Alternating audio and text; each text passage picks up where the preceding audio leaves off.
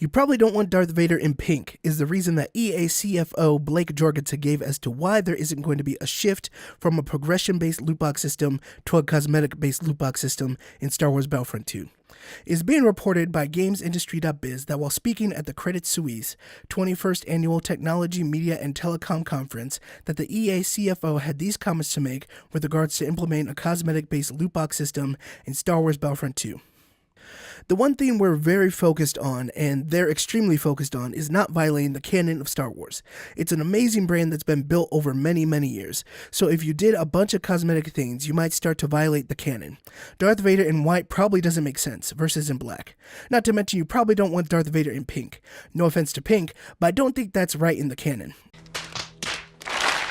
So, once again, despite their continual insistence to the contrary, EA and DICE are not listening to the community.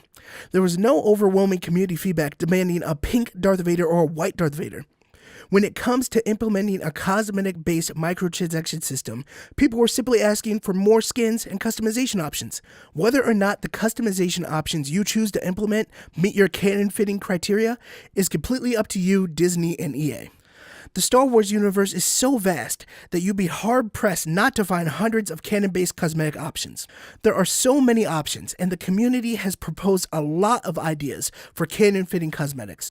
Oh, and by the way, really? Not violating the canon is the reason why you can't change the current microtransaction system? Now, feel free to correct me if I'm wrong, but in Star Wars Battlefront 2, can you not have battles where Kylo Ren, Darth Maul, Iden Versio, and Boba Fett fight against Rey, Yoda, Luke Skywalker, and Chewbacca?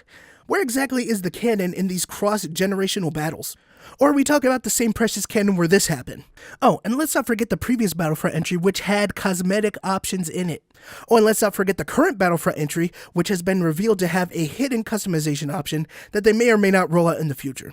Oh, and let's definitely not forget that if you pre-ordered the game, you got 2 exclusive cosmetic skins. One for Kylo Ren and one for Rey.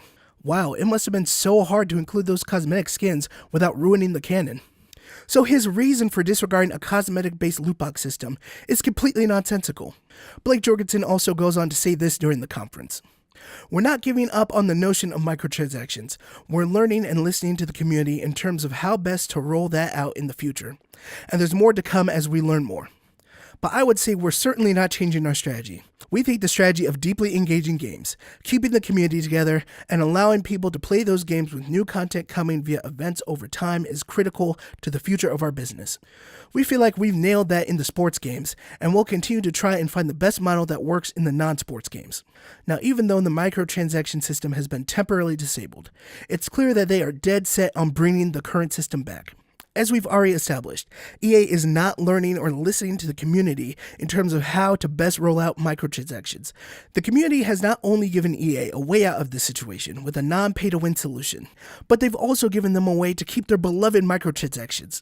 And it's a solution that hopefully will result in more people playing the game and fewer people design complex systems in order to gain as many in-game credits as they can without actively having to grind for hours upon hours. It's abundantly clear that they want to make as much money as they can off of the current microtransaction system. And it's gotten to the point where they're making contradictory statements in order to justify keeping it. I think it's bizarre that we are at a point where a microtransaction system is so undesirable that people are practically begging EA to give them the privilege to buy cosmetic loot box items from them. Alright everyone, so that's it for this video. Those were my thoughts. What are yours? Feel free to let me know in the comments below. Hope you guys liked this video. If you did, feel free to hit it with a like, share, comment, subscribe, and I'll see you guys next time. But until then, lights out. EA Sports. It's in the trash.